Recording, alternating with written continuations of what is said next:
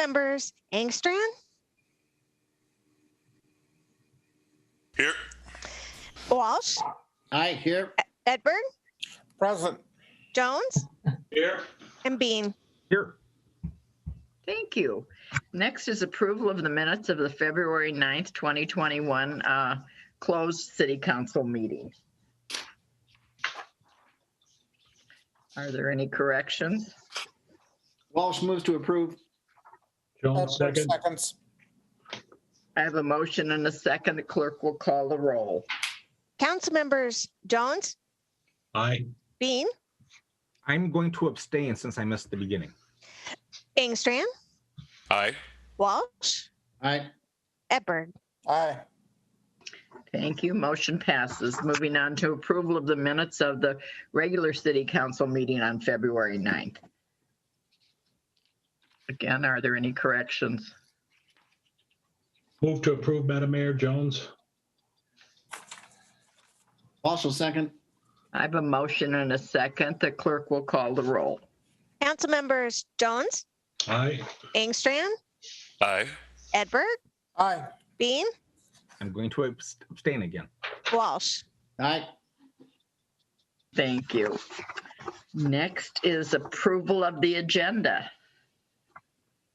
Move to approve. Do I have a second? I'll second. Clerk will call the roll. Council members Jones, Aye. Edberg, Aye. Walsh, Aye. Engstrand, Aye. Bean. Aye. Thank you. We have an agenda.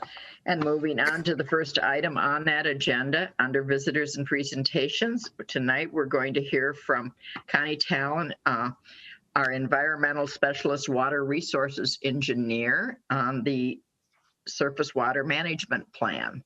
So Connie, we don't see your face, so if you want to stop, there you are. Wonderful. Welcome. Good evening. Thank you, Madam Mayor and council members, for the opportunity to introduce the surface water management plan. So I will share the screen now. I have a presentation to give.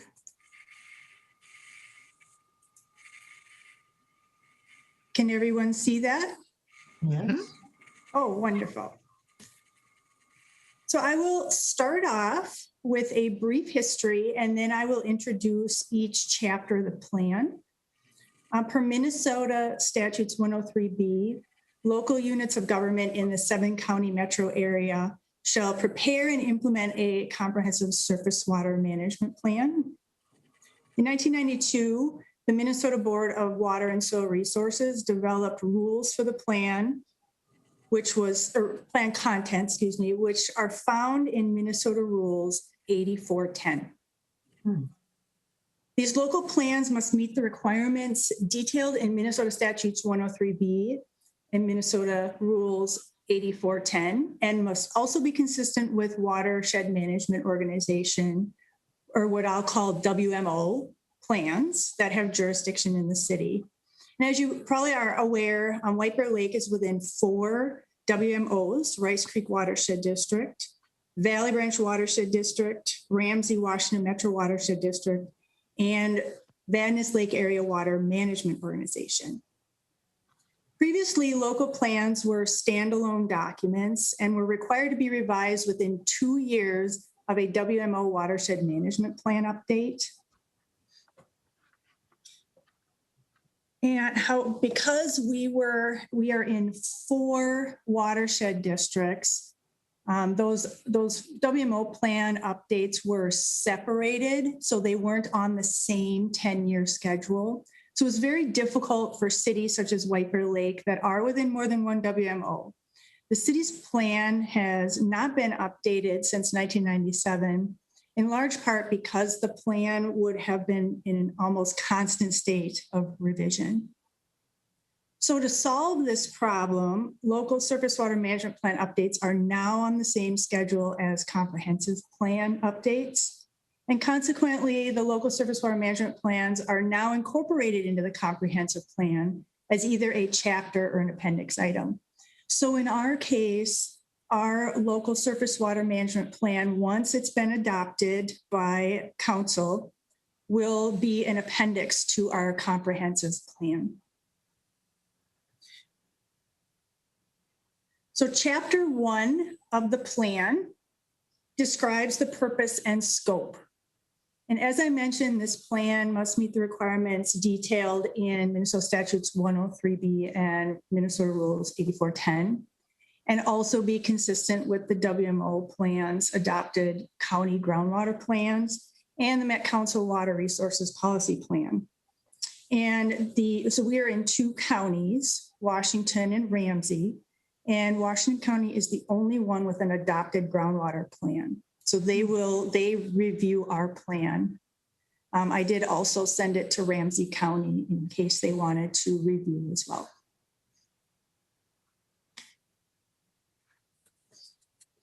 So the text in the white box is from Minnesota Statutes 103B.201 that lists the purpose of water management plans. So this list is in chapter 1 of the plan, so I'm not going to go through all of that. That's a lot of text, but I wanted to just briefly talk about a couple of items on the list, which I've outlined in red.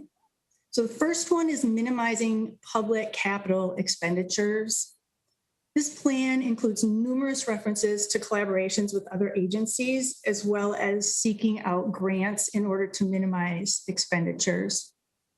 The second point is to establish more local uniform policies and official controls, which is accomplished by ensuring that the plan is consistent with WMO plans and that our official controls will be updated once this plan is adopted.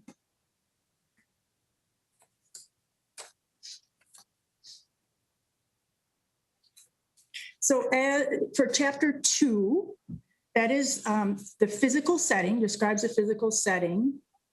Chapter 2 of the city's plan fulfills the requirements of the state statutes and rules and includes sections on location and history, topography and drainage, soils, groundwater, climate and precipitation, natural resources and recreation, and surface water resources. So under surface water resources, I've included more details about each of the city's lakes. In the past, residents have come into City Hall asking about the history of some of our lakes. So I thought it would be good to include this information in this surface water management plan. So you can see as an example of what I've put in the plan, this is a photo of Preview Lake in 1940. Versus Preview Lake in 2015. So readers can see the vast difference in some of these lakes as the city has been developed. Chapter 3 describes the WMO county, state, and federal agencies with jurisdiction in the city and their role in surface water management. We're also fortunate to have local cooperative agencies that are active in water resource protection. So those organizations are described in the plan as well.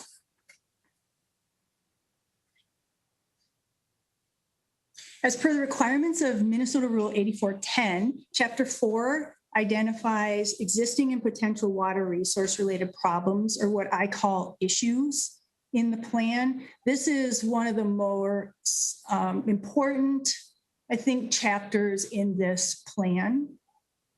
So the issues that are included in Chapter 4 were identified by staff reviews of studies prepared by city and other agencies, a review of the city's MS4 permit, discussions with city staff and commissions, and input from the public. So we used 3 different methods to collect input from the public. One was a comprehensive plan open house event, and we took relevant water resource related comments from those open houses and incorporated those comments into the plan. Another was collecting feedback from a 25 by 25 community water meeting that was held at City Hall. And the last was from an online survey. And it was a really popular survey. We got 250 responses. And that one of those questions and the responses are shown next to the text here in this slide. So this public input process is described in detail in Chapter 4, and all of the results of these 3 public input sessions are included in the appendices in the plan. So the identified issues are organized into 8 major categories in Chapter 4. Those are stormwater runoff management, lake, stream, and wetland management, natural resources management and recreation, groundwater management, public education participation, regulatory program, pollution prevention, operation maintenance, and funding. So each of these 8 categories is a separate section of Chapter 4. And since the goals, objectives naturally follow issue identification, a table is included after the issue statements in each of these 8 categories that identifies corresponding policies, goals, and objectives that address and then try to solve each of the issues. And this is required by Minnesota Statutes 8410. So also in Chapter 4, as I mentioned, had an interest in using this plan to document past projects. So in many of the 8 major categories, there are a description of past projects that relate to solving some of those issues that were identified. And I spoke with Mark Birch. I'm sure you all remember Mark Birch, who retired from the city after 30 years. So I spoke with him numerous times just to get all of that historical knowledge out of his head and onto paper and into this plan. So the project descriptions that I've highlighted in the plan are in green. So that's what is shown at the bottom right. So that's an example. So if you're looking specifically just for project descriptions, those are just in green. And then the picture in the upper left just shows one of the projects, which is the Banning Avenue flood mitigation project. So that's highlighted in the plan. So I just thought you might be interested in seeing a picture of that if any of you remember that situation that's now been solved.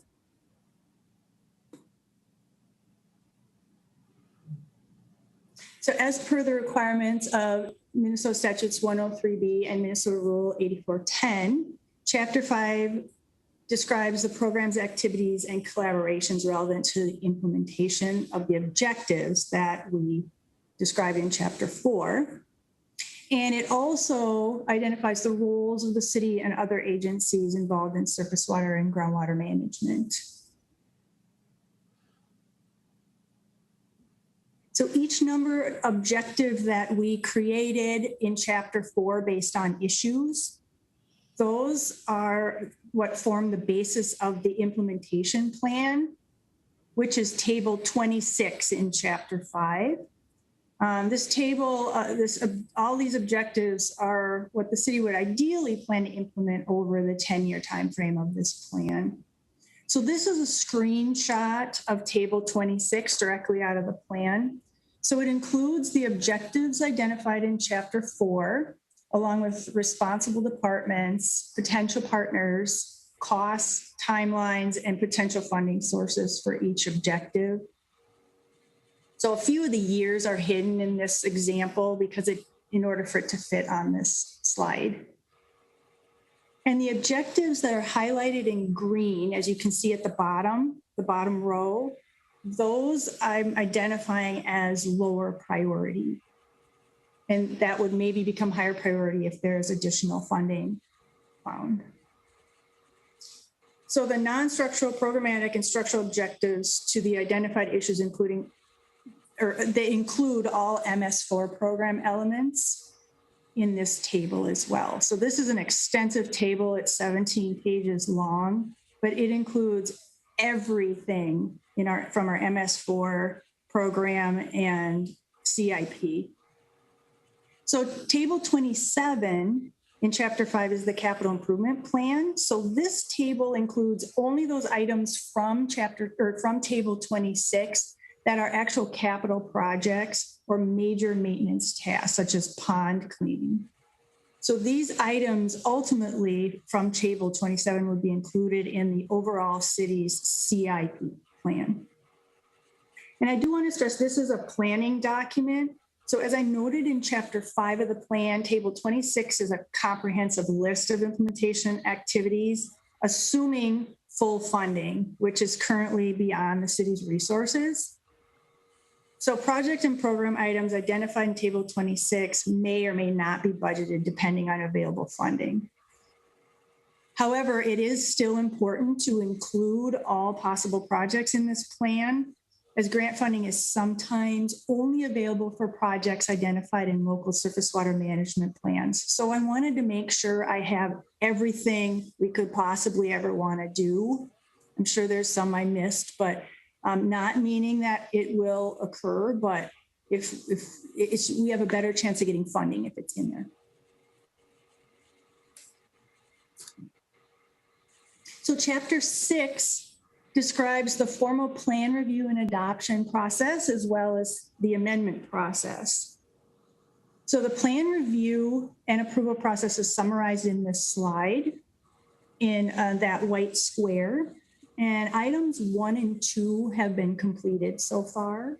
So item 1, the plan has already gone out for a 60-day review to the water management organizations and the counties, and then has also gone out to Met Council for a 45-day concurrent review. So we did receive, so the 60-day review is over now, and we did receive comments and have incorporated them into the plan. And during the 60-day review in step 1, staff and the Environment Advisory Commission also reviewed the plan and provided comments, which are included as well. So the first part of item 3 is also complete. The revised plan was sent back to the agencies for a second review. So that's where we are currently. It's out for a review again. And once the plan had been revised, so they're reviewing their comments to make sure it's been incorporated correctly. So if they have no additional comments after this review period, the water management organizations will be bringing it to their board for approval.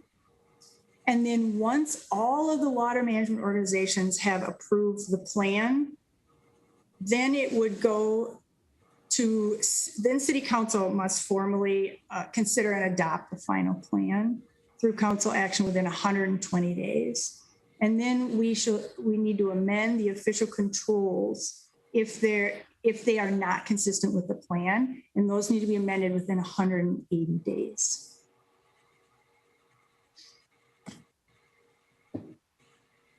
So as we wait for these additional comments or approval from the WMOs, I invite the mayor and council and the public to review the plan. The revised plan is located on the city's website at the link shown on the screen, or you go to engineering, stormwater management, and then surface water management plan, as you can see to the left. There are 2 versions of the plan right now on the website. One is a red line version, and that's just showing the agency reviewers what has been changed based on their comments, so it's easy for them to find and review. And then the other is a clean draft, and I have a red arrow at that one. So that's one that incorporates all the red lines, but it's a clean draft of the plan. Feel free to look at either one. So any comments that you have could be directed to me, and I have my contact information below, and my email address and phone number. So this is a large plan. So to give ample time for review, comments won't be due until the end of the day on Friday, March 26th. And I will also post this presentation on the website so you can refer back to it at any time. So do you have any questions? Council, anybody have a question, comment? Councilmember Edberg. Thank you, Madam Mayor. So, Connie, I don't envy you the job of trying to coordinate response among several water management organizations, let alone a variety of other governmental and non-governmental bodies. But are there any common themes of places where there are tensions between organizations, or we're finding common ground, common vision, common approach is more difficult than others? What I'm trying to dig for is, so we obviously share jurisdiction over a very large body of water and a bunch of other bodies that cross over. Mhm. What can we be doing? How can we be acting in a way that makes finding common approaches easier? Well, first, as far as the review, Mayor and Councilmember Edberg, at first, so each water management organization has their own rules and their own requirements when it comes to local surface water management plans. So they are just reviewing based on their own requirements. And so I'm not seeing any tension, regarding this plan between all of the water management organizations. So that's going smoothly. I mean, there's very, very specific requirements that go into this plan. And also I need to include all of the accurate information from each watershed management organization. So I'm mainly getting comments like that. And working with the different water management organizations. Now, I don't know if this is going to answer your question, but again, they're all draining to different water bodies that have different requirements. So there's some opportunity to coordinate between the watershed management organizations, because some have more information on one thing than others. And I know they have actually collaborated between the water management organizations. So I think it's going quite well. And we as a city, we know what resources each water management organization has. So we do reach out to them a lot, and we do rely on them a lot for collaboration, definitely. So Councilmember Edgar, I don't know if that answered your question. Sounds like things are fine. Yeah. Anyone else? Well, thank you. This is a lot of work, I know, and I'm glad we have you and your expertise to navigate through this process, because it's a lot. I like the idea that you've pulled together all the history on the lakes and things, because I think that's always important to have that information. And when jobs change hands, we lose some of that institutional history. So I'm glad you were able to do that. And it was kind of fun to hear Mark's name again. It's been a while. Yes, it was great working with him. And he also came out of retirement and came back to talk with me to finalize some of these project write-ups. So I really appreciated that. That was nice. Yeah. Well, I'll have to send him a note. Thanks. Well, Yes. we look forward to seeing this finished. I'm sure you are looking forward to that also. So once again, thank you so much. Yes, and thank you all. Thank you. Okay, we will move on to item 5, public hearings. Resolution ordering improvements, approving plans and specifications, and authorizing advertisements for bids for the 2021 pavement rehabilitation projects. City project number 2101, 2104, 2106, and 2113. Mr. Coffey. Thank you, Madam Mayor, members of the council. I'll do a brief presentation. Carol will bring that up here. Let me get my screen here. And then I will do a brief presentation and answer any questions council might have here. If you want to go to the next slide. So the next 2 slides, just as a reminder to council and the public watching, the city does do a 5-year street reconstruction and Milton Overlay program. So each year we go through and we reevaluate the streets based on, the past winter. Every winter can have a little bit different. This year we have, different freezing conditions than we might have last year. So we will reprioritize our pavement management program to best match what, I'll call it the next 5 years really needs to keep our pavement in good condition. So this is a street reconstruction plan. This year we do not have any reconstruction projects planned, as we're kind of gearing up towards some bigger projects. So this year we are just sticking to mill and overlay. So if you want to go to the next slide, Kara.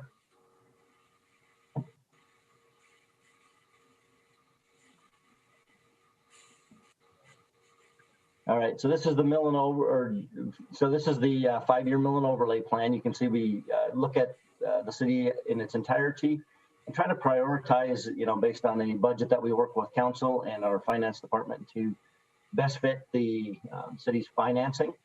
If you want to go to the next slide, we'll take a look at this year's project. So this year's 2021 pavement rehabilitation project, you can see we look at it all over town. There's a number of areas that we are doing mill and overlay, some full depth pavement replacement. And then we have one alley that we had skipped over the last couple of years just due to timing to try to get some storm sewer extended into that alley. So we'll get to that in each individual project areas in a second here. But this is our overall project for 2021. If you want to go to the next slide. So this year's project, we're actually doing about 2.5 miles of streets that we will be milling and overlaying, including that alley that we'll do full pavement replacement on. So this is an area just north of City Hall, right at the north border of White Bear Lake. So it includes Woodcrest, Campanaro, Garden, and Georgia Lane. That's an area that will get a pavement rehabilitation this year. If you want to go to the next slide. Birch Lake Avenue is also on this year's project, just east of Otter Lake. Next slide. Here's where I was talking about that alley. This was kind of skipped over as we were doing some of the downtown projects the last number of years. We're also doing 6th Street and 5th Street. This is really getting us prepared to do it as we get into that downtown area. These would be kind of detour routes and access into the downtown area while we're doing reconstruct on some of the downtown area to the south. So these are important to get out of the way before the pavement deteriorates anymore. Next slide. We have Lake Hill Circle is also an area that we selected based on pavement condition. Next slide. And our final area, this is, if you remember, this is just west of Elm, which we did last year and added the sidewalk. So this area is just to the west of that, including Elm, Savannah, and Fair Oaks area. So that will receive a mill and overlay. I'm going to move to the next slide. So the project scope that we'll have this year is just basically mill and overlay. There's a few areas that we'll have to do full pavement replacement, where some of the damage to the pavement goes a little bit deeper, but the subgrade and the curb is generally in good condition, so we don't need to go into a full reconstruct. We'll also do alley reconstruction, and again, we wanted to add that storm sewer. And with us doing the mill and overlay on 5th and 6th Street, it really afforded us to do that extension when we have those roads opened up. We'll do some spot curb repairs, utility and storm sewer system repairs. And then we also work really closely with the private utilities for them to come in and do any replacements and upgrades that they want to do before we, while that road is being reconstructed, it saves from them doing damage down the road. As far as project financing goes, this year's project in its entirety is a little over $2.2 million. Of that, $480,000 is proposed to be through assessment. So kind of keeping with that, at the bottom of the sheet, you'll see where the city's policy states that we should be assessing about 1/3 of the project cost. And you see this falls in very closely with that policy. One thing to note here is that we are also proposing 2 public parking lots, Matoska Park, as where the boat parking is, and the sailboat loop and some of those areas. And we're also, Lakewood Hills is also up for some pavement rehabilitation as well. We're going to put those in as bid alternates like we did last year, just to make sure project financing works out. And obviously the streets are, first and foremost to keep those in good condition. So we'll play in the parking lots as that fits into the financing. I'm hoping for good bids again. So that is the project financing. If you want to go to the next slide. So for the Milton Overlay, we're estimating the assessments to be about $1,200 to $2,500, depending on the size of the lot. And the alley falls into that just over $2,000 range. These are very close to what we've seen the last 2 years for sure. Bids have, construction costs have stayed fairly steady. So we're pretty comfortable that we should fall into this range again based on bids we receive. Going to go to the next slide. So the total pavement replacement is just slightly more than the Milton Overlay because we're replacing the full depth of pavement, but it should last a little bit longer. Again, we should be in the $2,000 to $4,000 range on those. And if you want to go to the next slide. So the assessments for this year, for the Milton Overlay and the alleys, we've been doing a 10-year assessment period.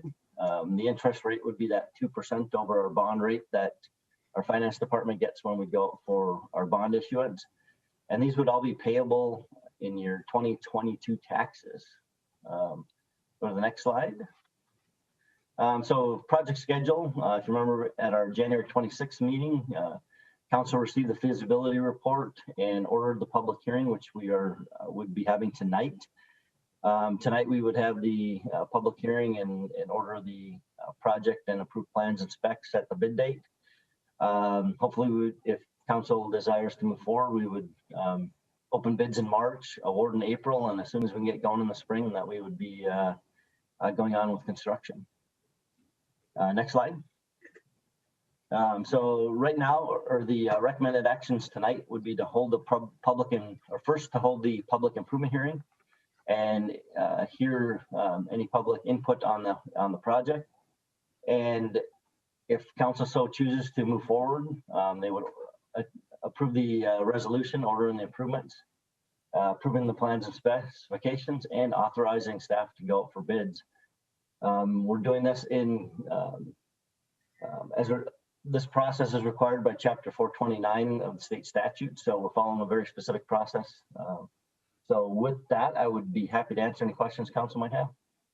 Thank you. Do any of you have a question for Mr. Copy at this time?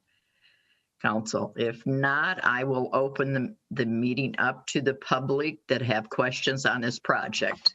So Kara, did anybody sign up to speak on this issue? Mayor Emerson, nobody has signed up specifically. Okay. I would ask if anybody would like to speak. There's the raise hand button.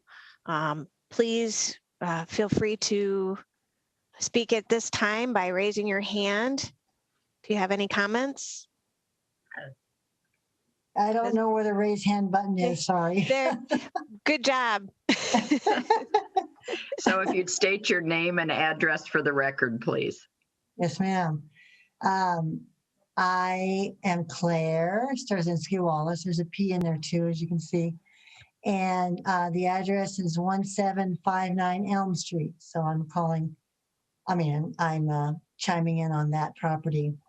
Okay. So from what I saw on the screen, references were to single family homes, but there was no reference to the townhomes that are also on Elm Street. What would be their cost? So Madam Mayor, I can answer that question. If Please do. So those would have been in the notice or the information that we mailed to you. If I can pull it up quickly, I can do that. So 1759. The multifamily is in the $700 to $800 range for the assessment. So much lower than the single family cost. So $700 to $800, is that what you said? Yours looks to be the estimated assessment would be $733. $733. That's the total cost? Correct. Oh, okay. That seems fair and reasonable for all the work that's going to be done. Well, thank you. We answered your question. This is good. So we're glad to do that. Is there anyone else that wishes to speak on this issue tonight? We'll see none. I do. Yeah, Okay. I'm sorry, I don't see the raise hand button either. Certainly. No problem. I need Welcome. your name and address. Paul Molitor, and I live at 1807 Birch Lake Avenue. Okay, please go And- ahead. You mentioned 2022 as far as when the assessment would probably be applied. So is the amount collected in a single year then? No. Madam Mayor, I can answer that question. If you elect, so you once we get into that public or the assessment hearing, we will give once the council adopts the assessments, you would have 30 days. You can have that option to pay the entire amount, or you can assess it over a 10-year period. It is a constant principle, so it's your first year's payment is the highest, and then it would slowly go down as you pay off over that 10-year period. Okay. And our street is up for a mill and overlay, and roughly how long is that anticipated that would last? And then would it be milled and overlaid again, or would it probably be up for a total replacement? Yeah, so I can answer that question once again. So generally our pavement preservation techniques that we use, the life of the overall pavement is somewhere between 30 and 50 years before we have to do a full reconstruction. Typically, once we construct a roadway, typically at about 25 years, we want to come in and do what we're doing today is that mill and overlay or a complete pavement replacement. And then hopefully that will last another 25 years before we would have to come in and do a full reconstruction. So that's kind of, and then we also do some different techniques which are not assessed. We come in and do crack sealing, we do some seal coating, we do other just, pothole patching, things like that, that are either bid out or that are done through our public works staff. So our goal is to get 25 years out of each of these projected or these maintenance techniques. Okay, so when it's milled and overlaid, roughly it might be 20 or 25 years before another major. That is correct. Right, thank you. Great, thank you. Is there anyone else? Okay, then I guess I will close the public hearing, bring it back to the council. Council, I'm looking for a resolution, a motion to approve this. Dean will move to approve. Walsh will second. I have a motion and a second. Is there any further discussion? If not, the clerk will call the roll. Council members Bean, Aye. Jones, Aye. Engstrand, Aye. Edberg, Aye. and Walsh. Aye. Thank you. Motion passes.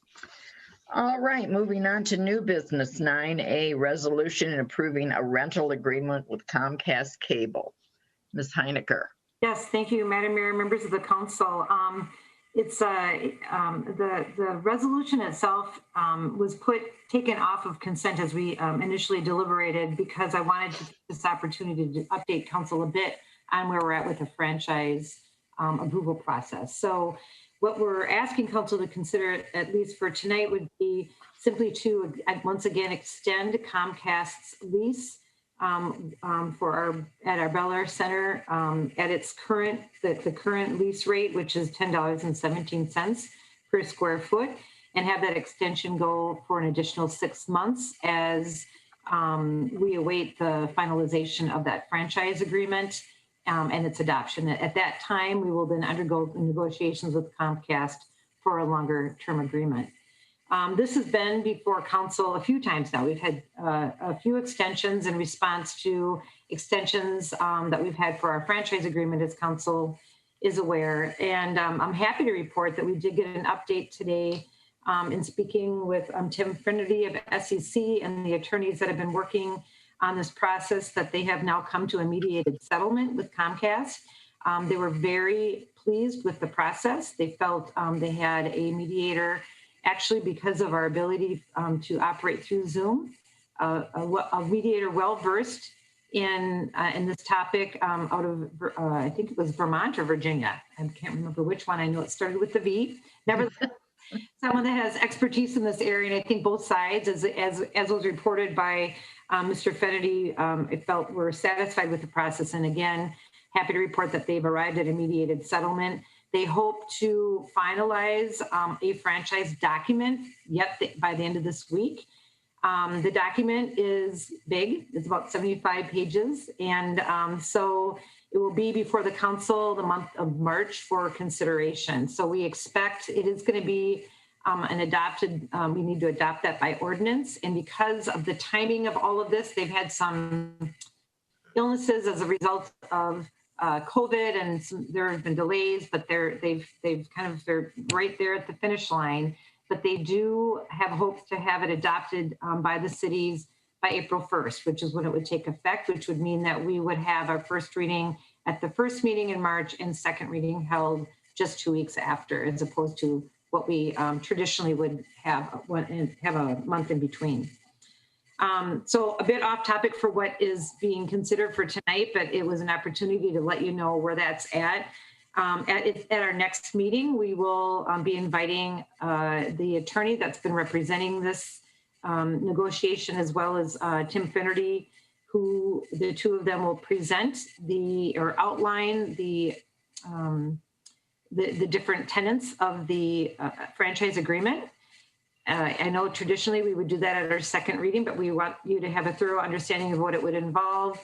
There'll be opportunities for questions and then time for consideration between that and second reading, which will be held again the second meeting in March. So that was an update with regard to that. I do want to just add, I know that there were questions regarding even just our joint powers agreement as it relates to the Cable Commission. So as a reminder to council, we had made a decision to go through with the franchise agreement process and see it through. Happy to report that we are from what's been reported to date. I believe that we will have higher PEG fees, and we're able to capture that. Not higher PEG fees, excuse me. Our franchise arrangement will be more favorable, I should say, for some of our technology initiatives than it would otherwise have been had we not participated as jointly through our joint powers agreement. So good decision by council, I think, to stick with it. And we also recognize that once this has been adopted, we'll need to regroup and have some discussion about with the communities that remain, how we move forward as a joint powers and work together as a commission. So that's like next step. Let's get through this process first. So with that said, more simply, we're just asking council to consider a resolution for an extension of the lease at the Bel Air Center, and more to come. Thank you. Council, any questions for Ms. Heinecker? So do I have a motion to extend the lease? Edberg moves to extend the lease as noted in the resolution. Thank you. Do I have a second? Engstrand, okay. I have a motion and a second. Is there any further discussion? If not, the clerk will call the roll. Council members Walsh, Aye. Engstrand, Aye. Beam, Aye. Edberg, Aye. Jones. Aye. Motion passes. Thank you. Moving on to 9B, resolution approving the carryover of expenditures from the 2020 budget to the 2021 budget. Ms. Kinsbotter. Hi, good evening, Madam Mayor, members of the council. As the city wraps up our 2020 fiscal year, I'm getting ahead of myself there. We have projects and capital purchases included in our 2020 revised budget that were not completed before December 31st, 2020, either due to a time delay on the project or a vendor delay on providing us the large capital equipment. So as stated in my memo, the fund balance, because we didn't spend the monies in 2020, the fund balance will be higher at the end of the year.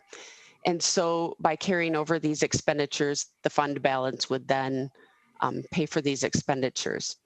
What I'm asking for the council to do is approve us to carry forward the budgeted expenditures that were included in the memo to the 2021 budget year based on their approval of the expenditures in the 2020 revised budget in December. We first asked the City Council to approve a resolution like this in 2019, and we've made this an annual process. The items included in this resolution each year tend to be one-time projects or large capital purchases that just because of the time frame, we start the process off early, but because of the vendor delays, it doesn't get done in time. We'll continue to do this process in future years because I think it's a great way to update the council on the status of some of these budgeted processes and purchases each year. So with that, I request your consideration of this resolution. Thank you. Council, any questions? If not, do I have a motion?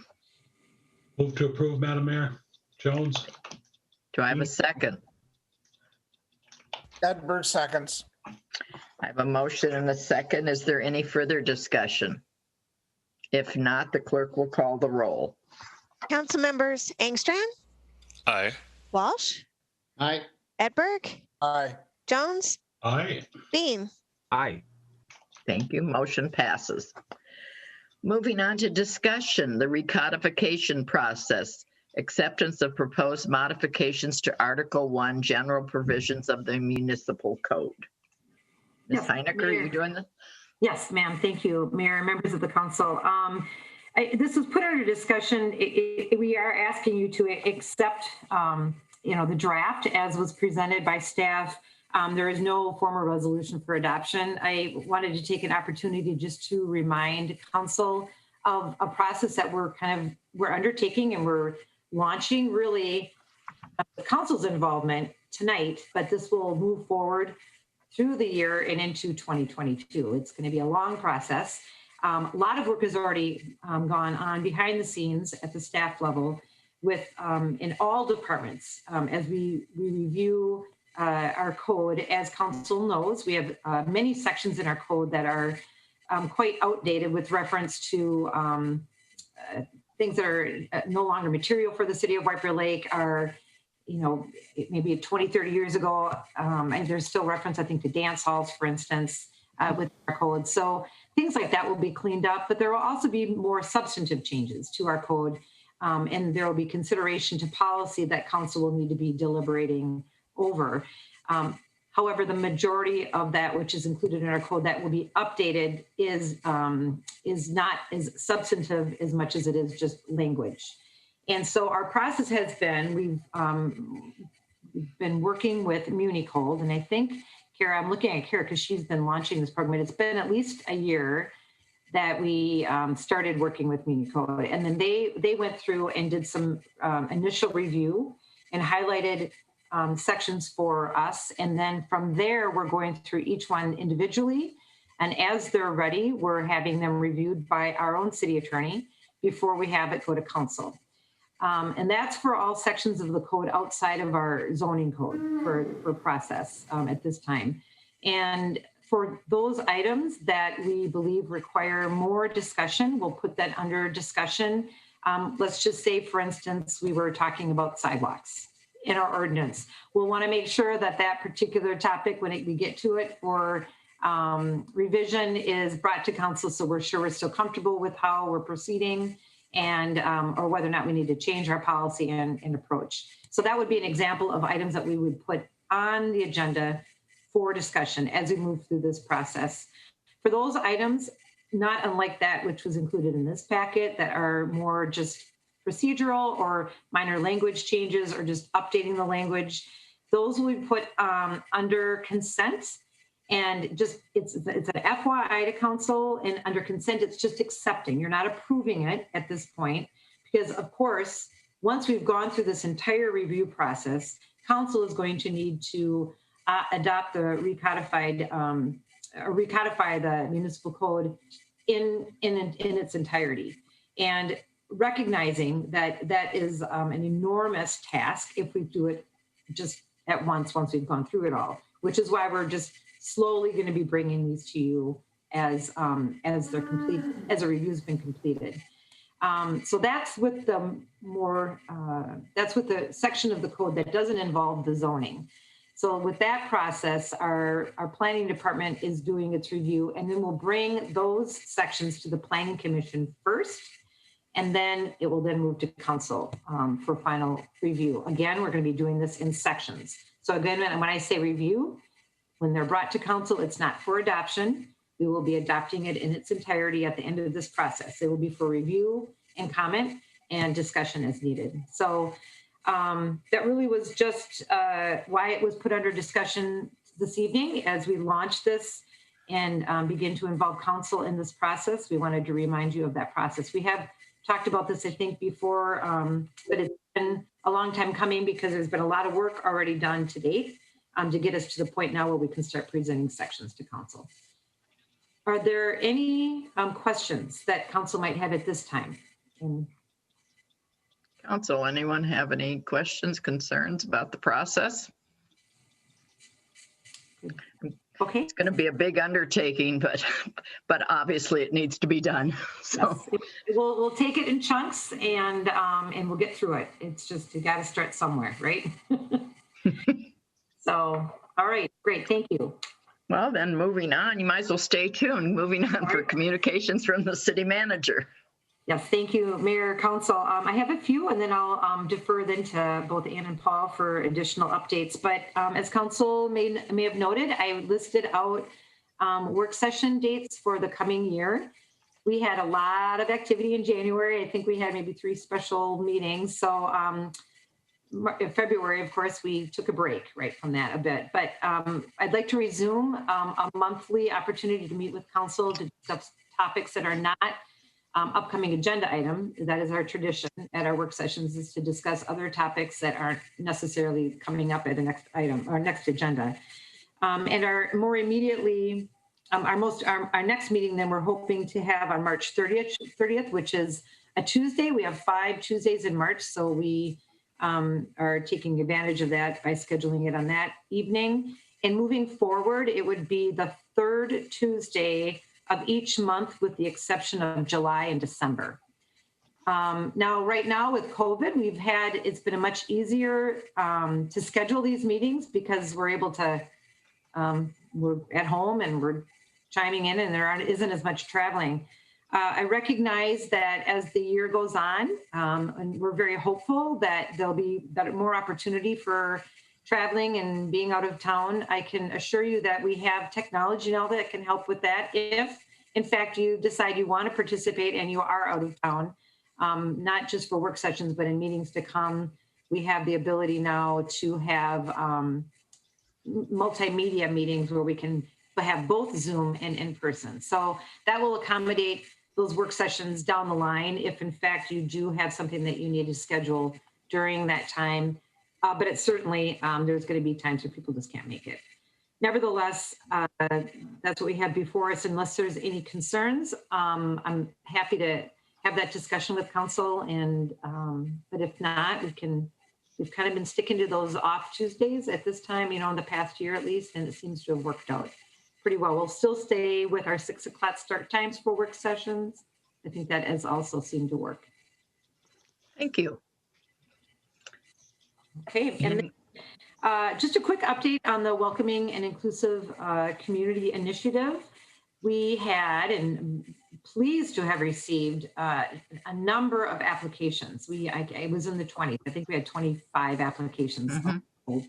And so the mayor went through them very carefully. And of course, we needed to narrow that number down, which was difficult, I know, for the mayor. It was hard. Yeah. It's hard. You have a lot of strong applicants. And so we have that list and we'll send that out to council. Our subcommittee of council, which includes Councilmember Jones and Councilmember Walsh and the mayor, of course. I will be calling a meeting next week with the subcommittee to get together and meet once again with Barbara Ray. There's been work done, of course, in addition to getting the task force together. There's other work that's being done in preparation for our first meeting, which will be held March 17th. So then it's important, I think, that the subcommittee we all stay engaged and make sure that we're running the process as is expected by council and hoped by council. So we'll have that opportunity to meet next week and we'll make sure that we keep the full council updated as we move forward, but really looking forward to starting the process and very pleased at the response we have from our community in submitting applications. And we'll give another update for the housing process, but I can say that some of those that did apply for the welcoming and inclusive community process are turning their interest towards the housing process, which is great. So a lot of engagement with their community. And I think that's all I was going to report on. I'm going to let you take on the discussion about the housing initiative and give an update. So maybe we'll start with Ann, and then Paul will go to you, see if there's anything further you want to report on. Great, thank you. Yeah, I'll just provide the council with a brief update on the housing task force and the housing initiative. We launched it about a week and a half ago, probably with both a video, just about a 4-minute video with quick data summarizing really what we found out in the 2019 Maxfield study for the housing analysis for the city. And then it also has a survey because we want to hear from a broad spectrum of White Bear Lake residents and employers about how housing impacts their daily lives here in the city and community. And then finally, there's also an application to serve on the housing task force. And so, as Ellen said, we have had a number of responses already. We're very pleased. But we're really making a concerted effort to attract a diverse and a broad-based representative task force to ensure just a healthy debate and that ideas are brought to the table and hashed out so that policies and recommendations for the council are well thought out, well vetted through the community. And so I'm just urging the council for you to reach out among your network to encourage them to apply. We have a number of homeowners, and that's wonderful. But I believe we're at about a 65% home ownership in White Bear Lake. And so already we're missing about a third of our population that lives in rental properties. I'm also looking at any folks who thought they were empty nesters and now have kids living back in their basement because they can't get out into the housing market here in the community. So that's an invitation to the council to reach out among your network. It's an invitation to those watching at home to reach out to your network, to submit an application. We're not quite at the same number of the Welcoming and Inclusive Committee, and I believe we're going to be a little bit larger. So the more the merrier. And if not on this task, I'm sure that we'll find ways to engage you in future conversations as well. The deadline is currently stated for Monday, March 1st at noon. I would encourage anyone interested to go to the city's website and just search the term housing initiative. It will take you to the page on the community development page where you can find that application, the video, and certainly, you know, everyone should get a sticker for participating in the survey. We really do want everyone's thoughts and inputs on that. So I think that is my final pitch. At this point, just Monday is the deadline. And we'll see where we are with numbers. If we have to extend it, I'll twist the city manager's arm to do so. So that's where we are. And I don't have any other reports. We did have a planning commission meeting last night. A couple items on the consent and one will be on non-consent just because a neighboring business owner had some kind of back and forth concerns with some of the details on the proposal, but otherwise no severe objections or concerns. So that's good news. Thank you. Mr. Coffey, what have you got for us? I know you've got a couple of things going on besides the streets.